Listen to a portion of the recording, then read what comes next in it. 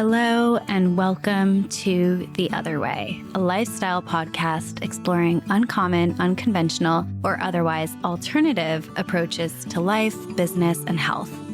I'm your host, Kasha. I'm the founder of Inflow, a women's wellness brand that designs intentional products to help women reconnect to their unique cyclical rhythm and find a balance between being and doing. This podcast is an extension of my mission with Inflow. Here, we provide intentional interviews with inspiring humans, trailblazers, researchers, spiritual teachers, and more on the journey of doing things the other way. Now, today's guest is no exception. Dr. Danielle Wright-Terrell is an OBGYN, U.S. Air Force member, mother, and CEO of Honey Coaching, a postpartum support network.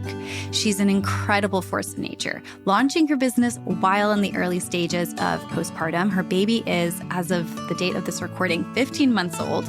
And Dr. Wright-Terrell is also the incredible OBGYN collaborator behind Inflow. She reviewed all of our hormone charts, actually helped influence a complete redesign, and any of the daily science-based tips with the doctor tag are from her, and so much more.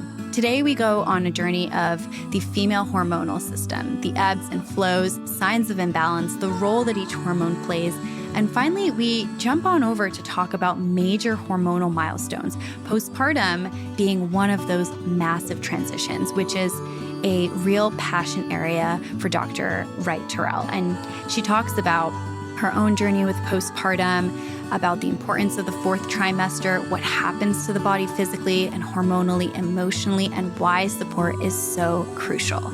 So much to cover. Without further ado, let's jump on in. Dr. Danielle Wright-Terrell, welcome to the pod. Oh, thank you for having me. I am so excited to have you here. I mean, despite the fact that we have worked together at great length at this point, we were just reflecting right before recording that this is, I think, the first time we actually saw each other face to face, which is so cool. And it is just amazing to finally have this experience of diving into some of the science, some of the work that you do as an OBGYN who specializes in postpartum, but really has a view of the whole kind of life cycle of hormonal health and pregnancy. And we have a lot to cover today. But before we do, I want to say welcome and ask you a question, which is, what are 3 words that you would use to describe yourself? Yeah. So I would say the first one is organized. I am just, my husband would say super type A. I would say I'm subtly type A. But organization is just a part of my daily rhythm. If I'm not organized, I feel very uncomfortable and unsteady. So that's one. I would say in addition to that, super driven and just eager to, like, if I'm passionate about something, I just really want to get it done and I'm going at it full steam. And even if I don't know how to exactly get there and the road from point A to point B, I'm okay with just figuring out. And then the final one, I would say I'm probably just a little bit tired. I have a 15-month-old and I love her dearly, but as a parent, especially a parent of a toddler, like a lack of sleep is, a part of the daily rhythm. It's life now. Oh my gosh. Well, okay, I'll say for anyone who's listening, you don't look tired. You feel very vibrant on the other side, but I love that you named that because I know so many women right now, close friends of mine that are in that phase of life. And I mean, I truly just tip my hat down to all of these women. I don't even know if that's the right term, but sometimes I find that it's like a struggle to stay alive when I'm just taking care of myself and my husband and my dog, and we don't have kids yet. Definitely on the radar. My mom will be very excited to hear that. But I cannot imagine that just like to be so sleep deprived and to be caring for another life in that way. Like, it is huge. I think people don't comprehend that until they're there. Yeah. The degree to which, like, I will sacrifice every part of my soul, being, and body to protect my little one, like I didn't fathom it until, actually being in it. I think that the pregnancy part of being a woman and just experiencing and dealing with pregnancy and all the bodily changes, you start to develop that selflessness as you're giving up a little bit to get something much greater in return. But postpartum, and I know that we're going to talk about that a little bit more later in the show, it is a true testament to, again, that key word is just selflessness and love, because it's on another level. It's something that I've never experienced before, and I'm really grateful for the opportunity. Definitely. That is so beautifully said. And I think that is like an inspiring thing for me to hear as somebody who isn't quite there yet. I am curious, and I'm totally going off the questions that I had asked you, like in our outline, but you are pairing being a new mother with launching a business. And I know I definitely will have mentioned this in the intro, but you are also a member of the military, right? Like an OBGYN member of the military, Air Force, right? Mhm. Yeah. New mother. And then now you're launching a business. And I just want to ask you, just completely outright, what was really the impetus for launching this new business and to do it in tandem with this kind of already massively kind of huge transition in your life? That's a great question. I think my own mother and her journey has a lot to do with why I just feel this like burning desire in my chest just to, achieve what I want to do with honey. My mom, for, a short period in my life, but it was the early part of my life, and I was around one, got divorced from my dad, and she was a single mom, rocking it out with toddler Danielle. And when I got to about 6 to 10 months with Emery, I was like, how in the bejesus did she do that? Like, how did she do it? I don't know how she did it. And I don't know, just like reflecting on my relationship with her, how much I love her, how much I wish I could still support her, that just triggered some things in me. And I guess this project is a dedication to her. So in realizing that, also realized that as an OBs in general, we don't really take good care of moms in the postpartum period. There's no system, there's no curriculum in place that tells us how to do that. I would be shocked if I found a woman that said, oh yeah, the 12 months after delivery, I felt totally supported by my OB. I would be shocked to find that one person. If you're out there, please like message us so we could be like, we found one. Email me, because what we have right now is just one visit. If everything goes well in your pregnancy, which I hope that's the case for everyone, it's not. But if it is, you get one visit at 6 weeks postpartum, and then that's it. And, in that same breath, Medicaid expanded their postpartum coverage to be, across the 12 months that happens after delivery. So you have a group of, political savvy people in health advocates saying, hey, postpartum care should look like this. But on this other hand, the healthcare system, the people who take care of these moms don't know how to do it. So I am trying to nurture my mom. When I was creating this, I was reflecting on my own experience and just writing it and building it to nurture my mom, who's, in that same situation with me 34 years ago. And I'm really proud of it. But I think that's the motivating force behind, staying up late at night after Emery goes down, after my husband goes down, and just keep working on this and, cranking it out to be hopefully victorious at the end. So. Oh, yeah. And I got to say, I think, I am not in Emery's shoes, clearly, but I will say, I'm sure she is and will be so inspired by this and this story and your kind of power in supporting other women while you're going through this massive transition as such an accomplished woman already. And before we move on, I also want to pause and thank you for your service from the bottom of my heart. Thank you. I feel like I don't do anything. I don't deserve that quote, but here I am.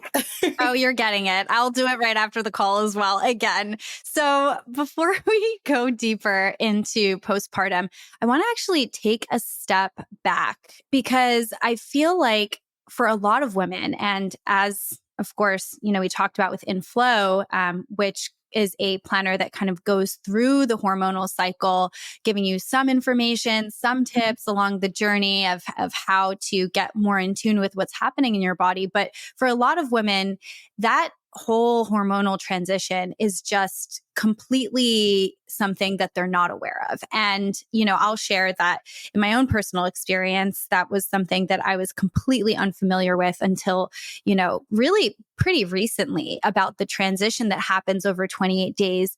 And so I think it's really important to at least start by sharing a bit about the ebbs and flows of the cycle and what is happening hormonally. And I think starting and rooting women there to just give them a little bit of awareness that, not every day is the same. And there are key phases and changes over a 28-day period. So could you kind of walk us through what that looks like? What is day one as well? Because for a lot of women, I think they're not even aware of that.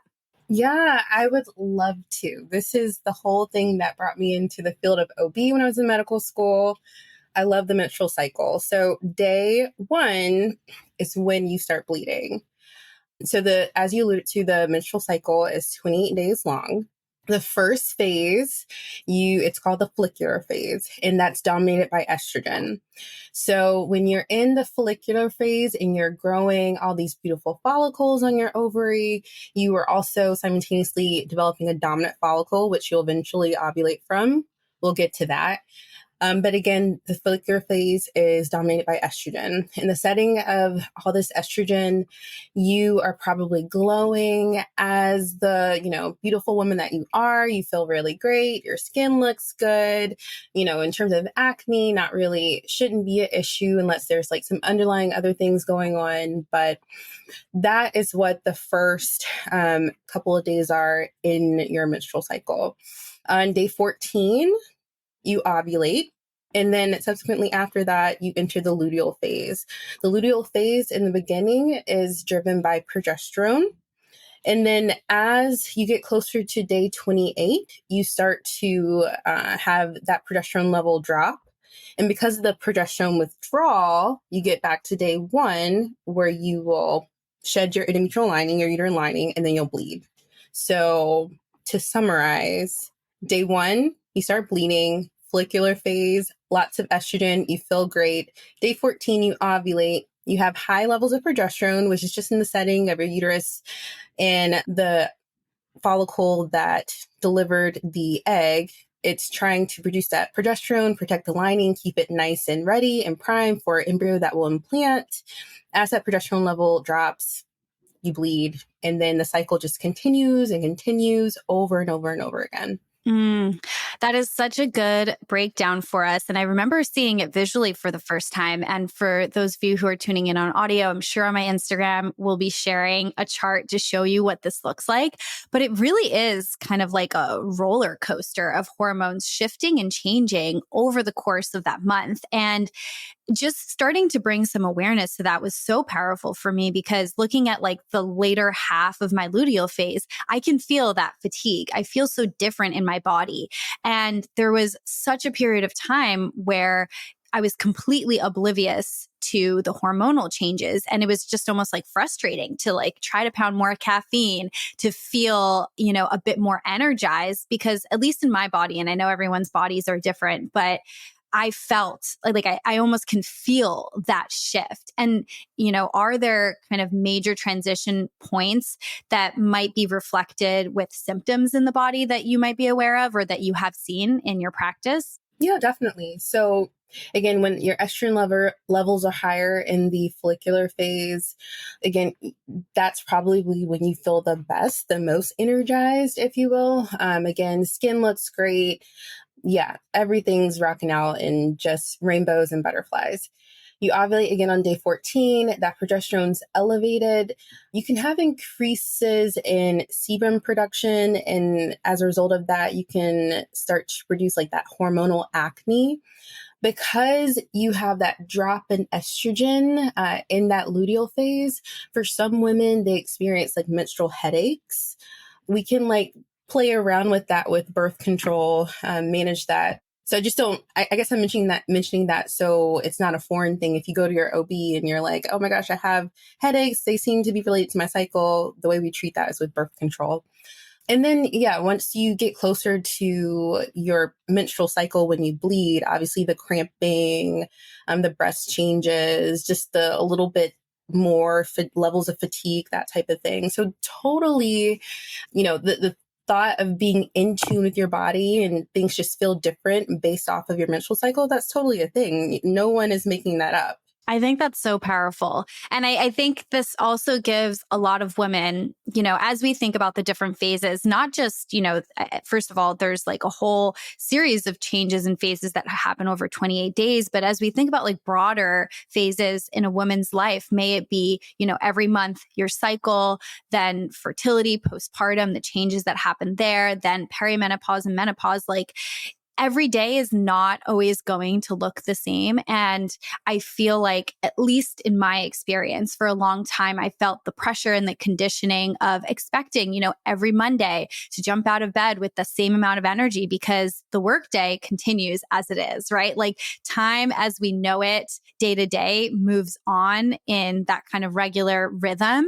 But the reality is that our bodies do go through these changes as women. And I think it's so important to educate women about what is happening and how, in a way, like our, time looks a bit different for us, and it can kind of adjust, and every day can look different. Definitely. And what I really, just like a plug for Inflow, what we think about it is I get a lot of patients that come in and they say, I just feel like my hormones are out of whack or they're not in balance. And that could be the case. But what I would really want you to say is, I feel like my hormones are out of whack because of this symptom. So what like Inflow is helping, your potential users do is really chart down these symptoms and keep a menstrual diary and like keep track of like how they're feeling based on their cycle, so that when they go to the doctor, they can have a much more like empowered, informed conversation about the specific symptoms that they're experiencing. They can put a name to it, and that will ultimately help us figure out how to take care of them better and address their problems better. So yeah, I love it. 100%. Well, thank you for that. So let's actually talk a bit about hormonal imbalances and some of the symptoms. And I know that there's a wide range of symptoms that one can experience, and that could be tied to many different things. We don't want to have this be prescriptive, but I'm curious if you could share what are some of the signs, potential signs of an imbalance hormonally for women that we should be aware of or look out for some of the common conditions out there. Yeah. So I would say, the ones that I see in clinic more regularly, these are phrases that many people know. So like polycystic ovarian syndrome, PCOS, that is characterized by what we call unopposed estrogen, elevated testosterone levels, irregular periods. So certainly if there's more than 45 days in between when you bleed, you can have facial hair, you can have chest hair. Those are like some of the more common signs and symptoms of PCOS. Women with PCOS are also at increased risk of having what's called metabolic syndrome. So it can be easier to gain weight, harder to lose weight. It can make them more prone to having type 2 diabetes, chronic hypertension, among many other things. Another really, I wouldn't say common, but another like hormonal diagnosis that I see in clinic is premature ovarian insufficiency. So this is when a woman stops having her period before the age of 40, which, as an OBGYN, we certainly would think is abnormal. For that particular workup, we would check, in addition to the standard hormones like thyroid level, prolactin, we would also look at some of the hormones that you see on your menstrual cycle chart. We don't check those all the time, but LH, FSH, you'll probably see that on a chart for the menstrual cycle. We'll definitely check those along with the estrogen level just to figure out why, essentially, a 35-year-old or such has gone into menopause. That's POI or premature ovarian insufficiency is also associated with the other common signs of menopause. So hot flashes, vaginal dryness, mood irritability. So yes, if you have irregular cycles, your cycle is really the thing that's going to clue you in on whether or not your hormones are in sync and flowing as they should. So if you have a cycle where you are bleeding, the days in between your bleeding is more than 45 days, certainly, or if you are without a period for at least 3 months, you definitely need to come into your OB because that warrants a workup. That was very long-winded. I'm so sorry. No. That's really, really helpful. And I think that, for myself at one point, I actually, when I was much younger, I struggled with amenorrhea. I think that's like where you don't have a period for a while. It's like, oh, yes, what a blessing. I don't have it. I don't have to worry about it. But I think it's really important to call out that as we kind of discuss those rhythmic changes, that having that flow, no pun intended, regularly, like within a certain window of time is just really, really crucial. And that your period can be such a huge signal into what's flowing well and what's maybe not working so well in your body. Absolutely. Definitely. With that being said, I know that maybe this would segue into another question, but your statement, I just want to follow that up by saying, all of your period in the absence of birth control, like that's what I'm talking about. Now, if you are on birth control and you are taking it with the intention of not having a period, the mechanisms that are causing that to happen, that's totally fine. It's okay to not have a period when you're on birth control. I'm specifically talking about without a period, when you're not on any type of hormonal contraception. That's when, as OBs, we get concerned and we definitely want you to check in with us. Absolutely. Absolutely. So actually, let's segue to birth control, because I think this is another topic that has a lot of misconceptions. And could you start by sharing a bit about like the mechanism of what is happening in your body when you're on hormonal birth control? So AKA the pill, because I know that there are many different types, but I think this one is probably the most popular still, right? Yeah, yes. So with the pill, the biggest thing that the pill is doing is preventing you from ovulating on day 14. So if you don't ovulate, you don't eject an egg from that dominant follicle. If there's no egg, but there's sperm there, because the two can't meet, you don't get pregnant. So that's like the very simple, explanation of what the pill is doing. If you take it every day at the same time, in terms of its effectiveness, is in that 90% ballpark. It's a really good tried and true method to prevent unwanted pregnancies. So this might be a pretty detailed question, but I am super curious. Does the pill do that by keeping your, I guess, estrogen levels high or preventing progesterone from kind of increasing, which is what happens right after ovulation? Like, is there a mechanism of action there, or is it just that the pill provides kind of a different set of hormones? Like, what does that look like? Like, we talked about that chart and what happens naturally, and then what happens if you're on the pill? Yeah. So with my explanation, if it is at all possible to have like a chart of the menstrual cycle, I think that would be really helpful for viewers. But essentially the pill is providing a steady state of estrogen and progesterone. So in that follicular phase, what it ultimately does is prevent the LH surge, which has to happen before you ovulate. So if the LH surge doesn't happen, you never ovulate. The reason why you bleed, if you take a cyclical pill, so a pill that has 3 weeks of hormones and then 1 placebo week, you bleed because on that placebo week, the placebo pill doesn't have any hormones in it. You bleed because of the progesterone withdrawal. So I said that earlier, that progesterone withdrawal happens naturally for us, when an embryo doesn't implant in the uterine lining.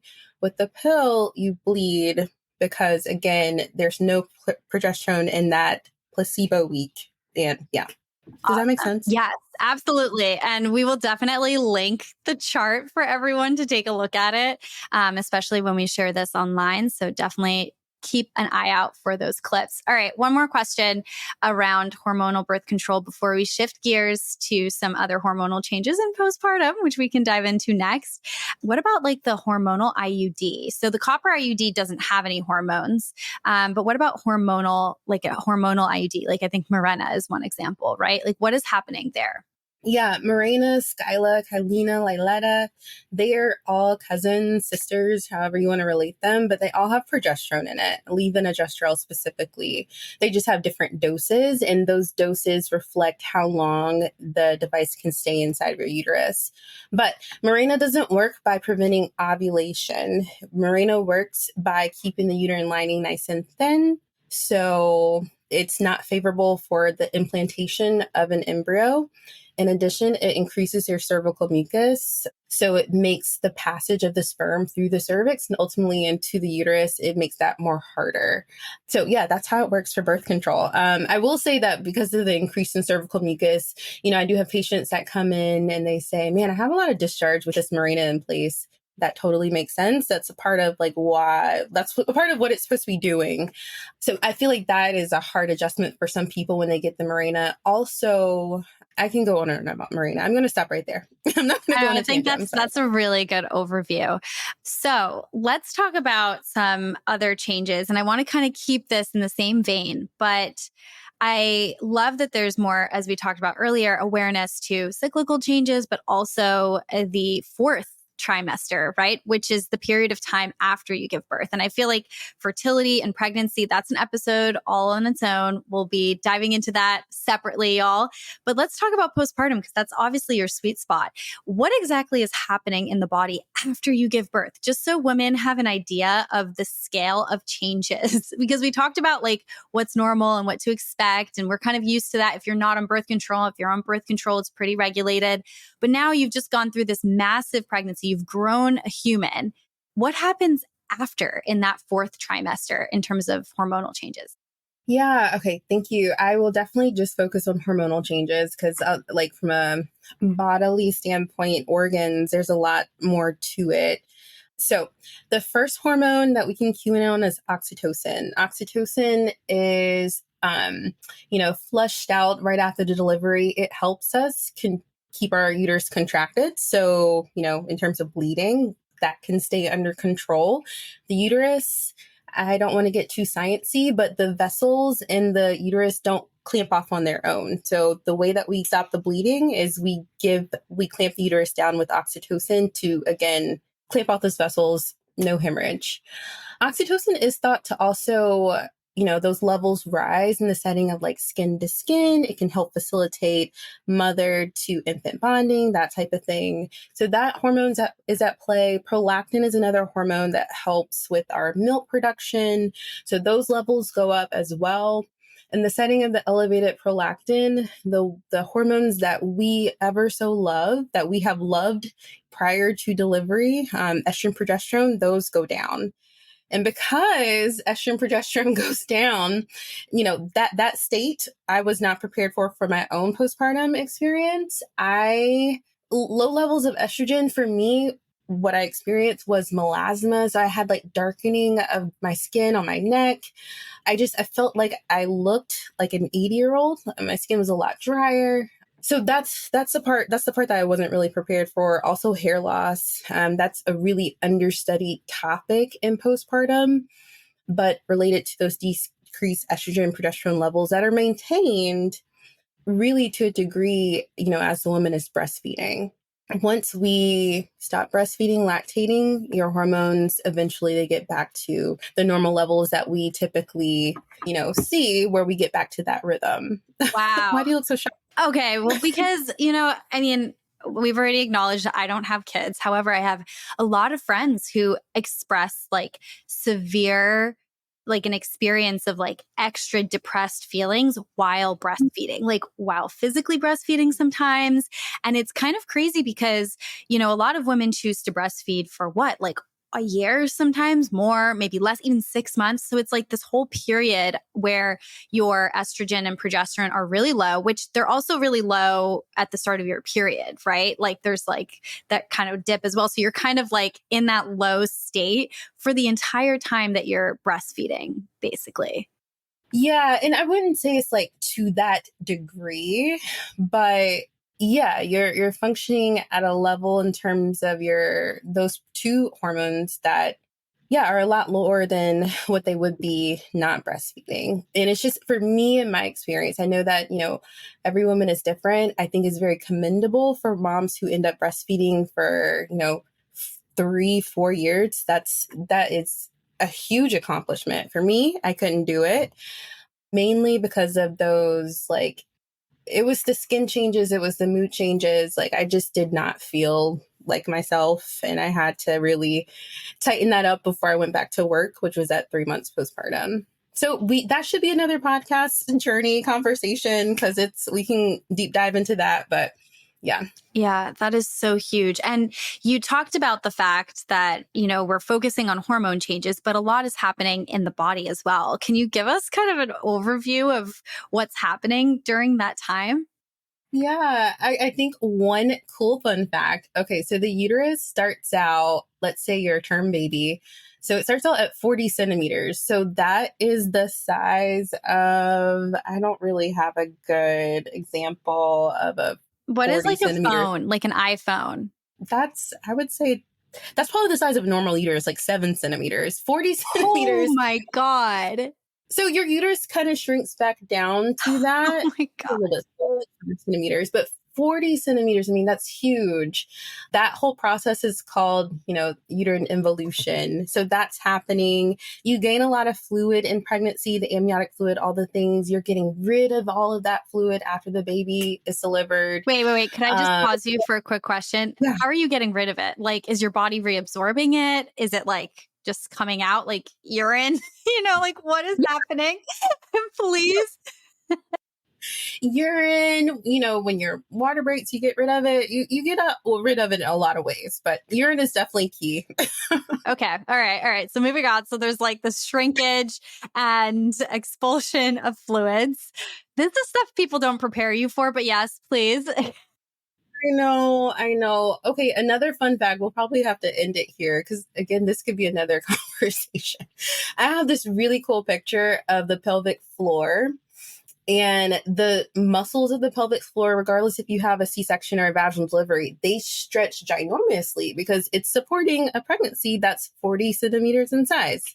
That's huge. Your baby's delivered, it's, I don't know, 8 pounds on a good day, 4 pounds on a early day.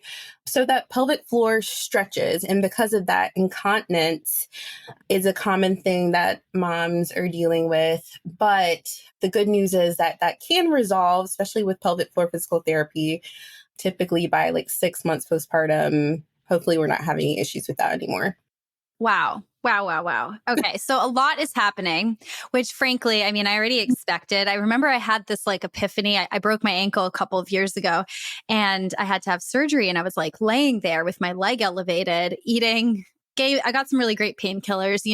My mom was taking care of me. And I was like, I had this moment where I realized, okay, this is a limb that is feeling very uncomfortable. Now imagine if I had just given birth or had a C-section and everything is healing, but you can't rest because you also have to get up and pump or breastfeed or bottle feed. And, you're waking up every couple of hours. It is kind of insane. And those are just the physical changes coupled with the hormonal changes. I mean, women are warriors. Yeah. Give us our roses, every single man out there. Yeah. Yeah. We are. Insane. So I guess, and just to kind of give a little bit of context, what do you feel every woman should have when it comes to that fourth trimester? And I think this is probably a lot of what you are trying to achieve with Honey Coaching and all of the incredible practitioners that work with you. Like, what would you have liked to have had during this period of time? And how long should we be thinking about this fourth trimester? Because, you're 15 months out with Emery and you're still talking about the fact that, like you're not getting that much sleep. So how long is that period? And what should women be looking for in terms of care for themselves, not just their baby?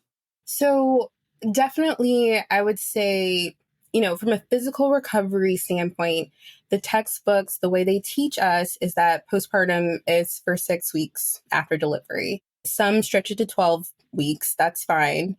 But in reality, because of the psychosocial things that we're dealing with, the hormonal changes, the mood changes, the situational things that we're dealing with, the change in your relationship dynamics, the change in the way you communicate with your partner, the new responsibilities that you have that you are trying to adjust to, that to fully like transition to, especially if you're a first time parent, it takes 12 months. And it really frustrates me and it gets me really angry when you have companies that only offer 2 to 4 weeks of parental leave. I think that's a joke.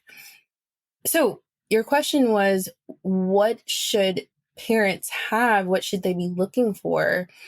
In my opinion, it's community. It is a support person that can be your spouse, that can be your sister. It's just your go-to person who is also versed in the experience that you're about to go through so that you two can tackle it together and be on the same page. And you have the tools to communicate effectively when times get hard, because they will. That's what I wish for everybody. I think that with trial and error, my husband, we got it right. And I think that has been the story for a lot of families up until 2024. Through trial and error, you got it right. But let's not do trial and error anymore. Let's just prep parents to be successful. That makes sense, right? So 100%, 100%. And just one last question, kind of in that vein.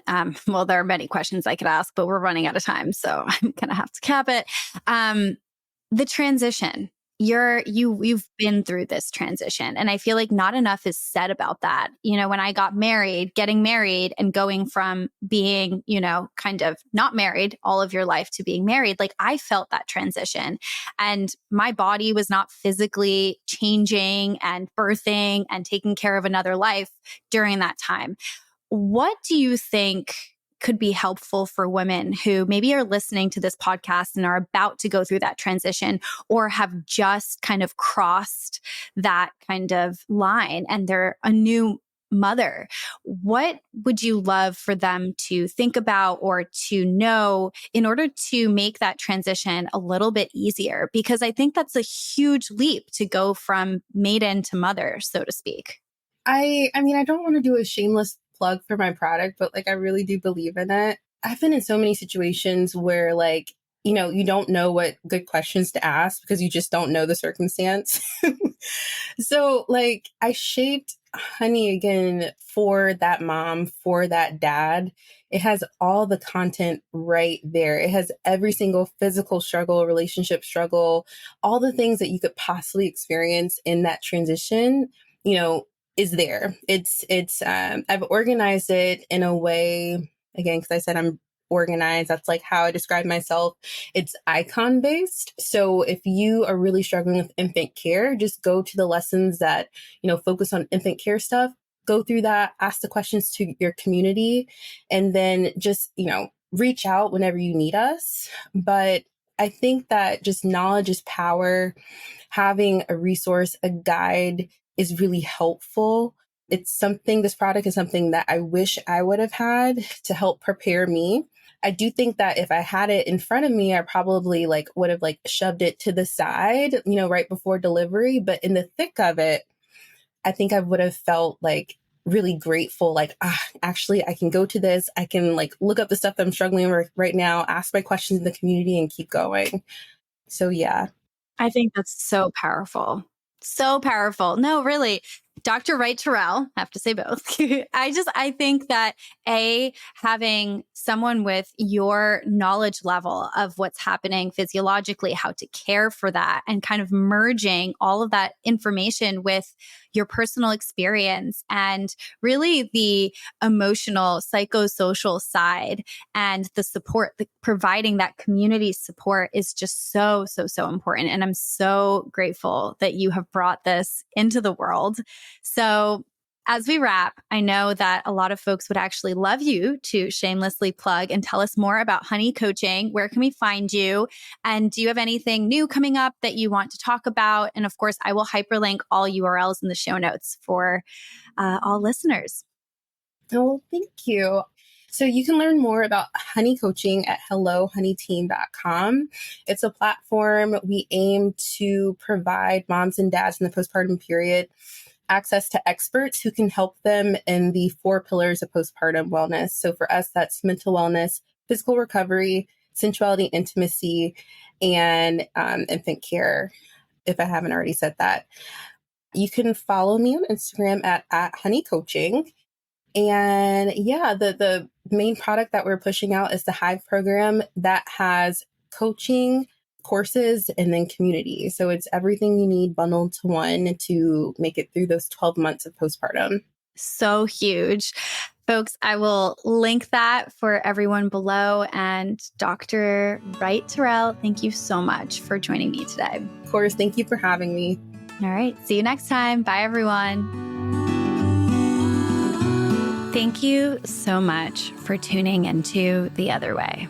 If you enjoyed this episode, please leave a 5-star review. It really helps the podcast grow, and I'm ever so grateful. If you want to stay connected, you can find information on how in our show notes. And finally, if you're curious about Inflow and want free resources around cyclical living or moon cycles, check out inflowplanner.com. And of course, for all my listeners, you can use the code podcast10, and that's all lowercase podcast10 for 10% off any purchase. All right, that's all for today. See you next time.